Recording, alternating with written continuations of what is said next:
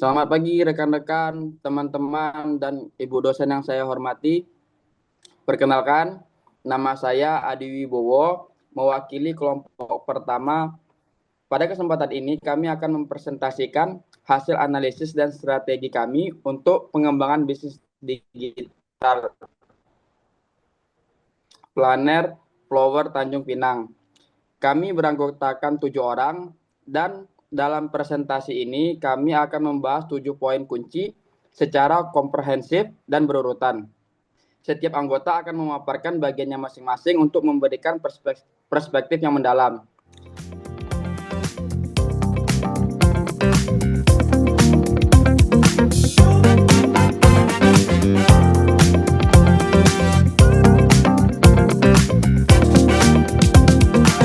Baik, saya akan menjelaskan pada bagian yang pertama, yaitu adalah pengenalan produk.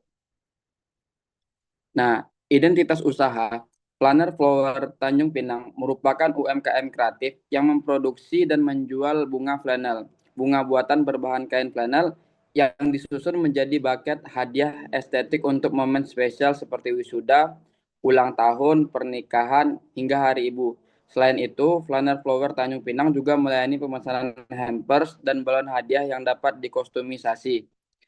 Nah, brand value-nya, setiap produk dibuat secara handmade, estetika visual yang menyerupai bunga asli, ketahanan tinggi tidak layu seperti bunga pada umumnya, personalisasi yang tinggi, fleksibel, dan bisa dikostumisasi, produk memiliki kesan emosional dan fungsional. Kemudian strategi pada brand ini, yang pertama itu adalah visual branding. Identitas logo bergaya kartun yang feminim dengan warna pastel lembut yang mencerminkan kesan manis, hangat, dan ramah. Kemudian tone of voice, komunikasi sederhana, informatif, dan bersahabat. Seperti contohnya ready stock, free kartu ucapan, dan sebagainya. Konsistensi dalam konten, mengunggah konten produk secara rutin dengan format foto bucket, close up, dan caption deskriptif. Kemudian fleksibilitas kostumisasi, buket bunga flanel dapat dikostumisasi dengan fleksibel sesuai dengan minat dan keinginan pelanggan. Kemudian engagement dan story highlight, menggunakan highlight seperti ready stock, store collab, and influence untuk menampilkan bukti sosial dan aktivitas kerjasama. Selanjutnya fokus platform, Instagram sebagai etalase utama, sedangkan WhatsApp digunakan untuk transaksi langsung. Itu saja yang dapat saya sampaikan. Selanjutnya akan dijelaskan oleh Mas Afif. Siap, mungkin izin melanjutkan pembahasan ya. Setelah tadi memperkenalkan gitu ya produk yang coba kita analisis, kita akan mencoba mendalami, akan meriset dan mencoba membaca tren pasar. Kenapa sih kita membahas produk ini gitu ya? Ini kita mulai dari tren memberi hadiah. Nah, di Indonesia ini, berdasarkan data dari riset Kata Data Insight Center di tahun 2023 mencatat bahwa kategori gift and crafts adalah salah satu kategori e-commerce dengan pertumbuhan tercepat selama pandemi. Datanya itu naik sekitar 18% per tahun dari tahun 2020 hingga 2022. Apa sih artinya? Nah, artinya ini adalah perilaku memberi hadiah di masyarakat Indonesia itu telah bertransformasi dari sekedar tradisi menjadi bagian dari gaya hidup digital. Nah, eh, kalau kita lihat sebenarnya apa sih yang menjadi faktor pendukung kenaikan tadi? Yang pertama itu adalah pandemi COVID-19. Nah, pandemi COVID-19 ini mengubah cara masyarakat Indonesia mengekspresikan kasih sayang dan menjaga hubungan baik antar kerabat dan atau tetangga atau masyarakat sosial. Nah, ketika aktivitas tatap muka dibatasi di pas COVID-19, banyak orang beralih ke hadiah sebagai medium untuk berkomunikasi secara emosional. Jadi mereka mengirimkan sesuatu yang bermakna untuk menunjukkan perhatian kepada masyarakat atau tetangga dan sekitarnya gitu ya, atau saudara gitu ya. Nah, selain itu yang kedua adalah tradisi memberi hadiah di Indonesia berakar kuat pada nilai sosial dan budaya. Budaya gotong royong dan kebersamaan mendorong masyarakat untuk menandai momen spesial dengan hadiah. Sementara norma sosial menekankan pentingnya menghargai pencapaian orang lain seperti wisuda, pernikahan atau ulang tahun untuk kita memberi hadiah gitu ya. Nah, sehingga dengan Demikian, dengan karakter yang demikian, yang ekspresif dan berorientasi pada hubungan sosial, maka itu meningkatkan tren memberi hadiah di Indonesia. Nah, selain tren memberi hadiah, kita juga mencoba menganalisis bagaimana perkembangan pasar di e-commerce di Indonesia. Dalam konteks perkembangan pasar, tadi kategori gift and crafts atau pemberian hadiah di e-commerce Indonesia mencatat pertumbuhan 15-20% per tahun selama 2020 sampai 2024. Nah, ini berdasarkan data dari We Are Social dan Meltwater di tahun 2024. Dari total penduduk Indonesia sebanyak 285 juta di tahun 2025, 30% diantaranya aktif memberi hadiah. Nah, dari 30% tersebut, hadiah yang dibeli oleh mereka sekitar 2 sampai 3 hadiah per tahun. Ini kalau misalkan kita hitung cukup banyak jumlahnya ya.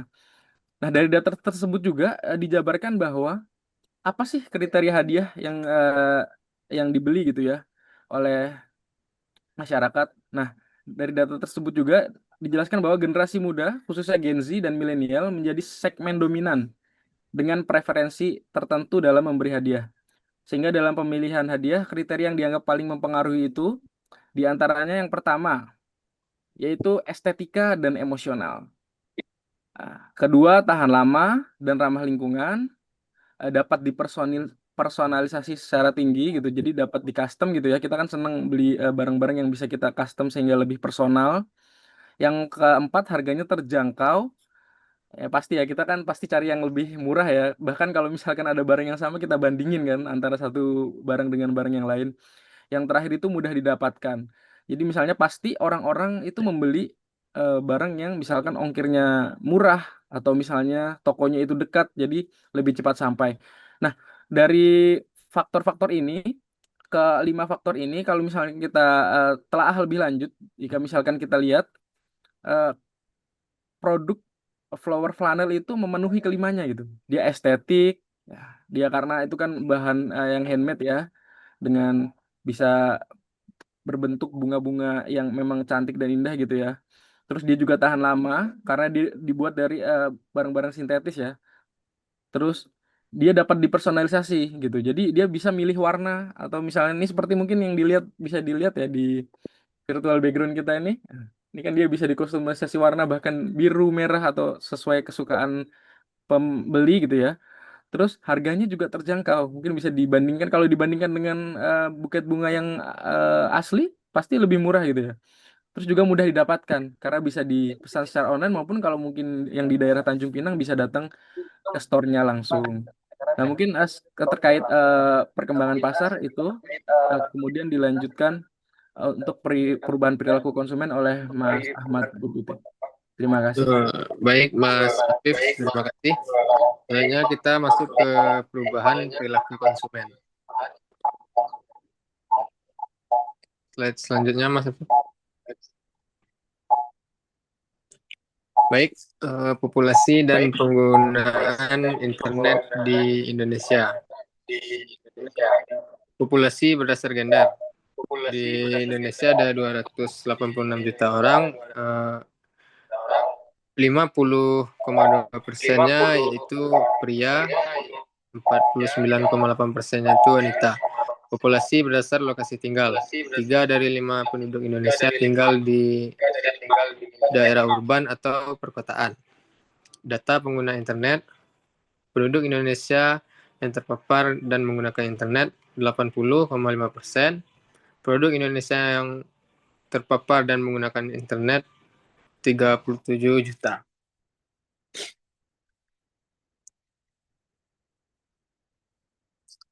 Selanjutnya, penggunaan e-commerce di Indonesia. Data transaksi pada e-commerce di Indonesia. Penduduk Indonesia yang menggunakan internet untuk membeli sesuatu yaitu 26,3%. Penduduk Indonesia yang berbelanja daring tiap minggu ada 55,2%. Top kategori pembelian pada 2024, data ini menunjukkan bahwa berdasar 5 kategori teratas dalam transaksi e-commerce di Indonesia, pola konsumsi masyarakat di Indonesia telah bergeser ke arah kebutuhan praktis dan gaya hidup yang personal, di mana belanja daring menjadi bagian dari rutinitas harian. Lebih lanjut, meningkatnya belanja online di segmen dan lifestyle goods menegaskan bahwa masyarakat Indonesia semakin menghargai produk lokal yang kreatif dan handmade. Oleh karena itu, peluang bisnis yang berbasis kreativitas berpotensi berkembang sebagai bagian dari ekonomi kreatif digital yang tumbuh pesat di e-commerce nasional. Halo semuanya, saya dengan Alexander Bima. Saya akan membahas pada bagian segmentasi dan target pasar mengenai produk yang akan kami bahas ini. Segmentasi pasar itu sendiri adalah proses mengklasifikasi pasar ya, membagi-bagikan atau mengkategorikan market pasar berdasarkan karakteristik yang ada di dalam target pasar kita. Oke, dengan demikian analisa yang kami proses dalam diskusi kami mengenai segmentasi pasar dari produk Flanel Tower di Tanjung Pinang. Yang pertama ada demografis.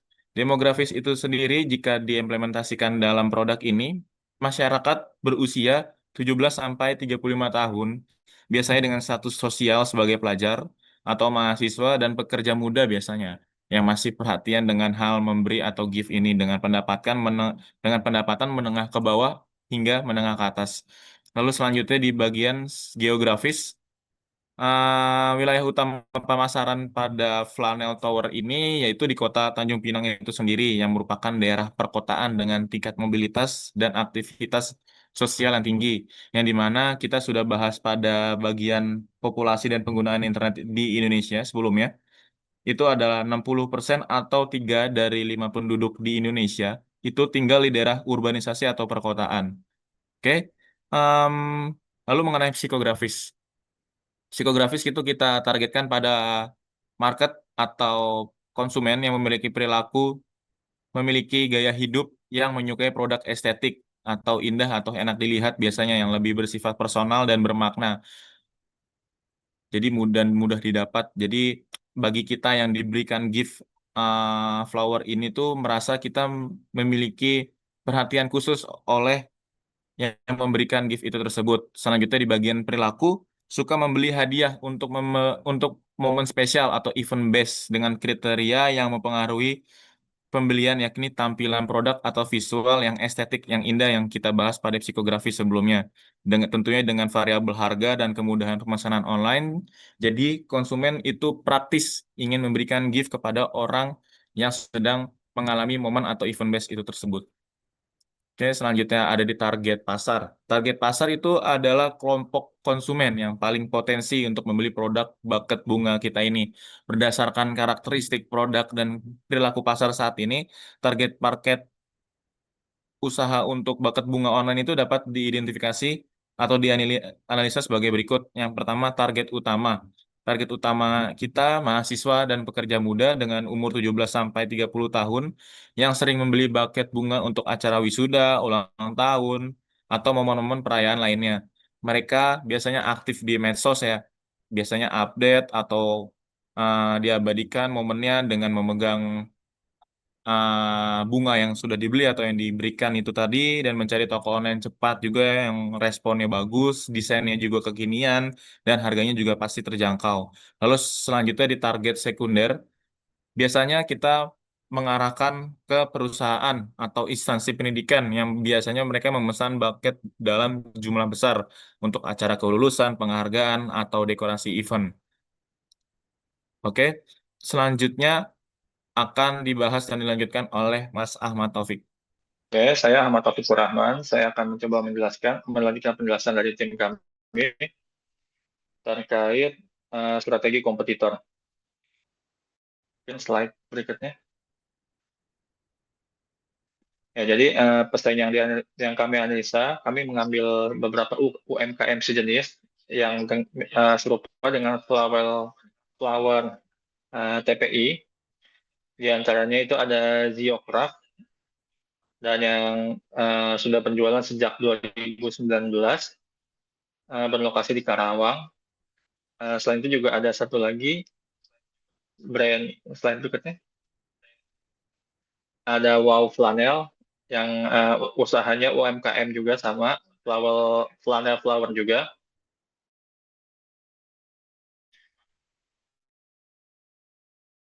Ya, sudah penjual yang mungkin bisa berikutnya. Jadi berdasarkan analisa dari tim kami, bisa ke slide berikutnya mungkin. Nah, jadi strategi yang digunakan oleh pesaing ini yang berbeda dengan strategi yang digunakan oleh flanel flower Tanjung Pinang. Untuk pesaing ini mereka menggunakan strategi menggunakan platform marketplace. Kalau di lawan flanel Tanjung Pinang itu seperti dijelaskan tadi hanya menggunakan lebih berfokus ke social commerce, yaitu menggunakan Instagram Shop dan di WhatsApp. Sedangkan untuk sayangnya ini menggunakan platform tambahan berupa marketplace, yaitu melalui platform Shopee. Jadi Shopee ini memiliki beberapa fitur kelebihan dibanding platform social commerce. Di antaranya itu dia tuh menyediakan di Shopee itu menyediakan tampilan toko secara virtual, di mana tersedia ada tab-tab produk dengan mengkategorikan produk berdasarkan jenis-jenisnya, dan ada fitur pencarian, hanya memudahkan pelanggan untuk mencari barang-barang yang akan dibeli. Jadi marketplace ini juga tidak promosinya berbeda dengan social commerce yang lebih berfokus dengan live video dan meningkatkan untuk mencari FYP sehingga muncul tampilannya di pencarian. Selain itu, strategi yang digunakan oleh si pesaing ini juga memaksimalkan fitur-fitur yang ada di Shopee tersebut, di marketplace tersebut. Di antaranya melengkapi data-data toko yang berisi nama dan menyajikan logo yang menarik dan membuat tagline toko yang menarik di halaman tokonya. Ini untuk menarik perhatian calon-calon pembeli yang saat sedang mencari di tokonya. Mengupayakan pelayanan prima, di antaranya terlihat dari review yang cukup baik dari pelanggan. Selain itu juga terlihat dari jawaban respon dari adminnya dalam menjawab pertanyaan-pertanyaan di kolom chatnya. Selain itu juga pesaing ini melengkapi visual dan deskripsi produk dengan menampilkan beberapa foto video untuk setiap produk yang dapat menggambarkan produk secara komprehensif, sehingga dapat menarik perhatian calon pelanggan untuk membeli.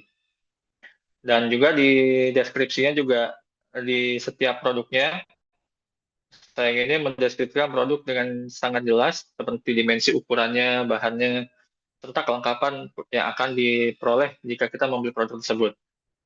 Selain itu di Shopee juga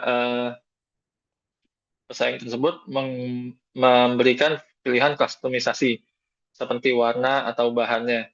Ini akan memudahkan pelanggan untuk mengcustom barang yang akan dibeli, dan juga akan memudahkan admin yang menerima pesanan sehingga tidak banyak perlu menjawab pertanyaan dari calon pelanggan, karena sebagian besar kustomisasinya bisa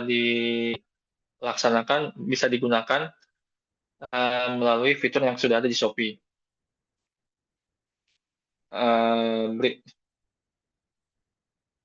Selain itu di Shopee juga yang membedakan itu, dia juga memiliki sudah cukup terintegrasi, tidak seperti di social commerce yang seperti untuk pengirimannya itu masih belum terintegrasi seperti di Shopee.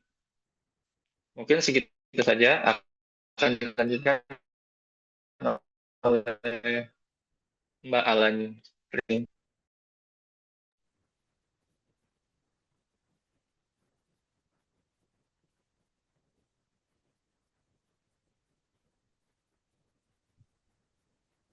Izin Mbak, suaranya belum masuk Mbak. Sudah masuk, Mas? Sudah. Baik, saya akan melanjutkan roadmap rencana pemasaran. Sebagai upaya untuk menjaga pertumbuhan, perlu disusun roadmap rencana pengembangan dan pemasaran produk dari Flanel Flower Tanjung Pinang. Adapun roadmap yang telah disusun adalah sebagai berikut. Pada tahun 2026, establishment membangun merek dan mengenalkan produk ke pasar digital dengan membuat dan memperkuat branding, membuka toko di platform mainstream, menyusun konten organik di media sosial, menyediakan sistem custom mudah via chat dan katalog online. Pada tahun 2027, diversification meningkatkan penjualan dan variasi produk dengan meluncurkan produk khusus seri hari besar, menambah produk turunan, kolaborasi dengan influencer mikro, memanfaatkan TikTok Ads dan Shopee Ads. Lalu pada tahun 2028, brand expansion menjadi brand hadiah kreatif lokal terkemuka dengan launching official website dan omnichannel, kolaborasi untuk edisi eksklusif, membangun jaringan logistik dan reseller, menjalankan program subscription bulanan.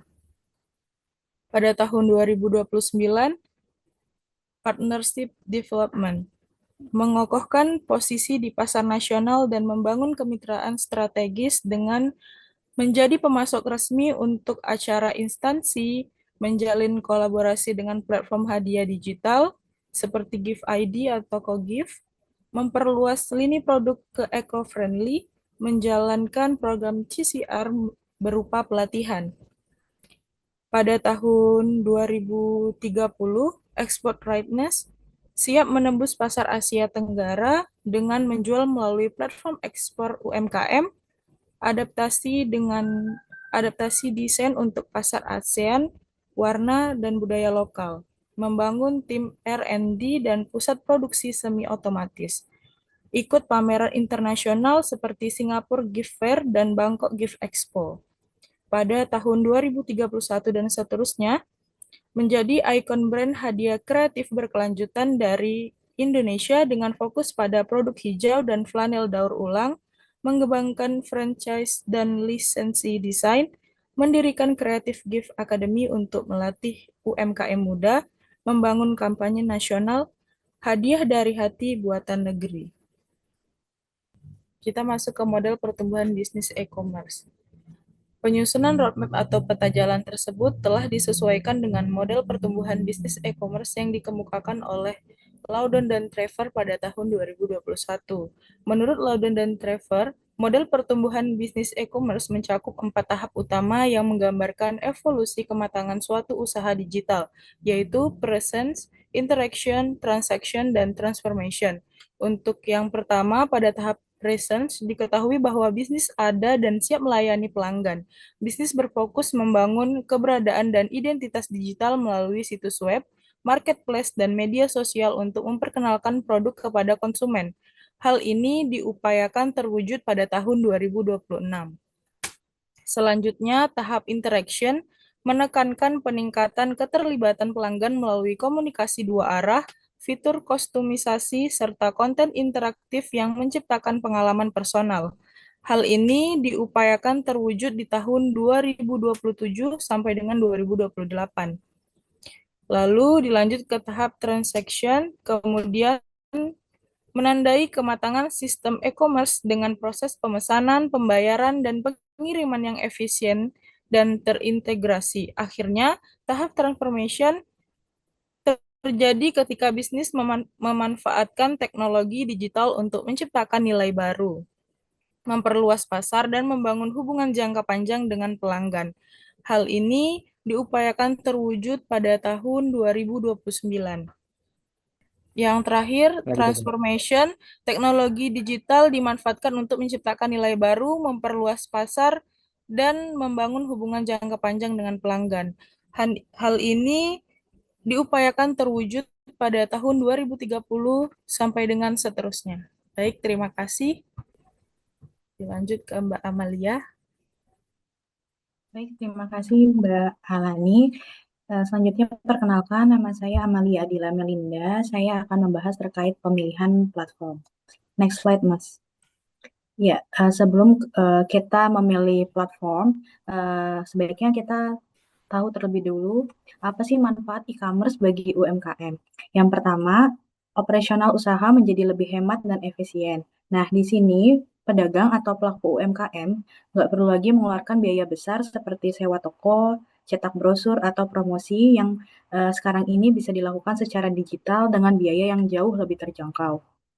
Selain itu, e-commerce dapat memudahkan dalam pengelolaan stok barang, transaksi penjualan, hingga strategi pemasaran dalam satu sistem yang terintegrasi. Kemudian, manfaat yang kedua adalah memperluas jangkauan pasar. UMKM yang sebelumnya hanya menjual produk secara lokal, kini bisa memasarkan produknya hingga keluar kota, bahkan ke luar negeri. Mereka bisa cukup menggunakan platform digital seperti Shopee dan juga Tokopedia tanpa perlu membuka toko fisik. Penggunaan e-commerce ini secara nyata membantu UMKM untuk menjangkau konsumen yang lebih luas dan meningkatkan peluang penjualan. Selanjutnya, manfaat yang ketiga adalah meningkatkan omset dan juga perputaran modal. Nah, di sini ada fitur-fitur seperti diskon, cashback, metode pembayaran digital, dan juga jasa pengiriman otomatis memudahkan konsumen untuk bertransaksi, yang berujung pada meningkatnya jumlah penjualan. Hal ini menyebabkan banyak UMKM yang mengalami peningkatan pendapatan tahunan setelah menggunakan e-commerce, menurut Fauzia tahun 2024. E-commerce juga sudah terintegrasi dengan sistem pembayaran digital dan layanan logistik modern seperti Shopee. Di Shopee kan sudah terintegrasi dengan ShopeePay dan juga ada SPX Instan. Kemudian dengan terintegrasi ini, maka memudahkan UMKM karena mereka nggak perlu lagi repot untuk mengatur pengiriman atau juga sistem pembayaran secara manual. Integrasi ini membuat bisnis-bisnis berjalan lebih lancar, profesional, dan juga efisien. Nah, selanjutnya untuk pemilihan platform, berdasarkan data dari We Are Social and Meltwater per Februari 2025, 10 aplikasi dengan penggunaan aktif bulanan yang tertinggi, yang pertama ada YouTube, kedua ada WhatsApp, yang ketiga ada Chrome, yang keempat Google, yang kelima Google Play Service, yang keenam Facebook, yang ketujuh TikTok, yang kedelapan Instagram, yang kesembilan Shopee, dan yang ke-10 adalah Google Maps. Nah, dengan data ini, maka kita coba merumuskan nih apa saja platform yang kira-kira cocok dimanfaatkan oleh Flanel Flower Tanjung Pinang. Yang pertama menurut kelompok kami yaitu WhatsApp Business Catalog. Melalui WhatsApp Business ini, maka bisa mendapatkan kepercayaan dari pelanggan karena seperti berkomunikasi personal ke personal. Selain itu, terdapat juga fitur bisnis katalog untuk menampilkan daftar produk, kategori, beserta harga produknya. Yang kedua, Instagram. Nah, Flanel Flower Tanjung Pinang ini sudah memiliki akun Instagram yang juga berfungsi sebagai akun untuk mempromosikan usahanya dan juga langsung untuk berjualan. Kemudian yang ketiga ada TikTok Shop. Hadirnya fitur keranjang kuning saat live bisa dimanfaatkan seller untuk mempermudah melakukan review produk dan juga mendorong pelanggan untuk melakukan transaksi pembelian. Yang keempat, kita coba yaitu marketplace seperti Shopee dan juga Tokopedia. Shopee dan juga Tokopedia merupakan dua marketplace terbesar di Indonesia dengan jutaan pengguna aktif harian menurut data Similarweb tahun 2024. Menunjukkan Shopee dan juga Tokopedia secara konsisten berada di posisi 1 dan 2 untuk traffic e-commerce tertinggi di Indonesia. Dengan berjualan di platform ini, maka Flanel Flower Tanjung Pinang dapat menjangkau pelanggan baru di luar jangkauan geografis, yaitu Tanjung Pinang. Bisa dikirim ke seluruh Indonesia. Yang terakhir adalah website. Website ini berfungsi sebagai platform utama untuk membangun loyalitas dan juga memperkuat positioning branding, memiliki data pelanggan, dan juga menjangkau pasar premium. Selanjutnya